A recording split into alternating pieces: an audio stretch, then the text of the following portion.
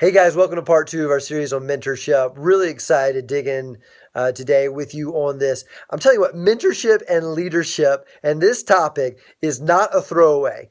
It is a deeply challenging topic. And what I'm learning more than anything this week is that it has not very much to do with teaching people what to do.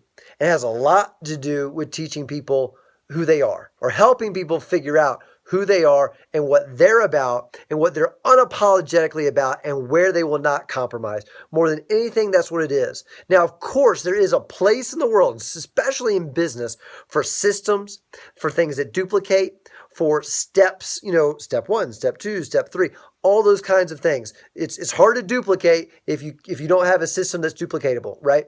So there is a place for that. But I am really talking at a deeper level about mentorship this week. And what I'm saying is there are going to be things that come your mentee's way when you're not around, either because you're just physically not there and they can't get you on the phone, or you no longer live near them and so you're no longer their mentor for whatever reason, or you're no longer alive and they're alive, but they need to know how to make a decision in a situation that does not fit within the rubric of the step 1, 2, 3 system that you've given them. There has to be more than the step 1, 2, 3 system. We have a perfect example of that with Moses and Joshua in Exodus chapter 32. Moses and Joshua are coming down from the mountain, Mount Sinai, after 40 days. They've got the 10 Commandments, and the people of Israel have put together a gold calf, and they're worshiping it, and they're partying, and they're doing everything against God. They've given up on God after 40 days. And they've really been kind of whiny and annoying and rebellious the whole trip so far.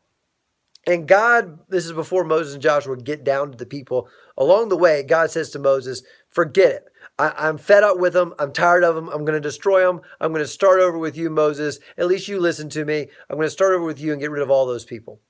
And God even says to Moses in verse 10 of chapter 32, now leave me alone so my fierce anger can blaze against them. God says to Moses, get out of my way, as if God needed to say that. But it's interesting that he does say it, right? And then Moses in verse 11 through 13, like a lawyer, argues with God. Not like a fighter argues with God, but like a lawyer. He reasons with God. He says, God, that's not who you are. That does not fit your nature. It does not fit your heart. It doesn't fit the God I've come to know in our friendship and our relationship. And here's the deal. For Moses to push back, to say to God, no, you told me to get out of the way, but I'm not going to get out of the way.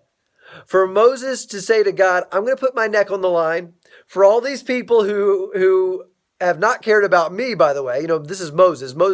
For Moses to say, you know what, God, I'm going to put my neck on the line here. You might zap me here for kind of arguing with you and telling you, no, you're wrong.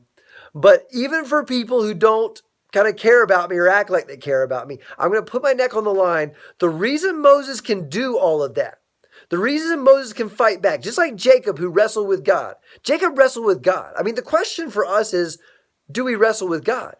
And how does that apply to mentorship? Well, it applies to mentorship because you can only wrestle with God if you know who he is and you know who you are. Because if it's not about who you are, it's not about who he is, then it's just about this robotic kind of obedience. Right? And frankly, it's very much like a lot of my prayers, unfortunately. And it might be like some of your prayers. A lot of my prayers are, God, I pray that you would heal this person in this situation, but not my will, your will be done. God, I pray that you provide for us, but not my will, your will be done. God, I pray that you would do this, but whatever you want to do, because you're God and you're going to do it anyway, and that's cool, and I don't want to get in your way, and I don't think I can influence you anyway, and I don't have influence with you. That's not how a friend acts. That's not how a son acts. I mean, I have 3 daughters. That's not how a daughter acts. A daughter, of mine goes, no, I know you, and I know, that you love me and you care about me, and I know if I can tug on your heartstrings enough, I'm going to influence you. And here's what happened in verse 14 of chapter 32. After Moses goes, God, that's not you. That's not you. God, it says, so the Lord changed his mind about the terrible disaster he had threatened to bring on his people. Here's the bottom line. Man, I mean, this could be the core message of the whole week. This is the heart of mentorship and leadership. Your mentees have to see somebody who unapologetically without doubt, for the most part, knows who you are. You've got to know who you are. You're not shaped by the culture around you. You're not shaped by the business that you're in. You're not shaped by the church that you're in, the community that you're in, the school, that your kids go to, and what all the other moms do, or all the other dads do, or whatever it might be. When you walk out of the house, you absolutely know who you are. And when decisions come your way, and they come your way throughout the day, most of them small, but some of them big, you are able to tap into the well of who you are, not a list of step 1, 2, 3, 4, 5, what to do that somebody might have taught you, right?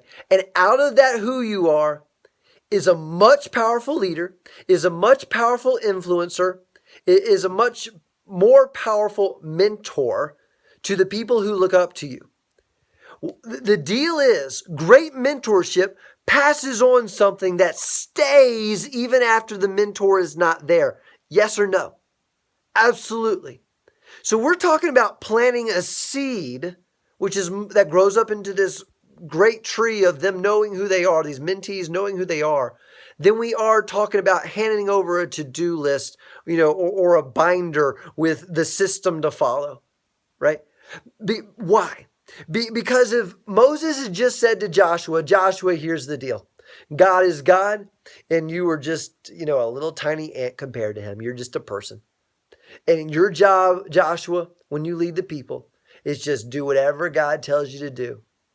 Now, for the most part, that's true. You got to obey the Lord your God, right? No doubt.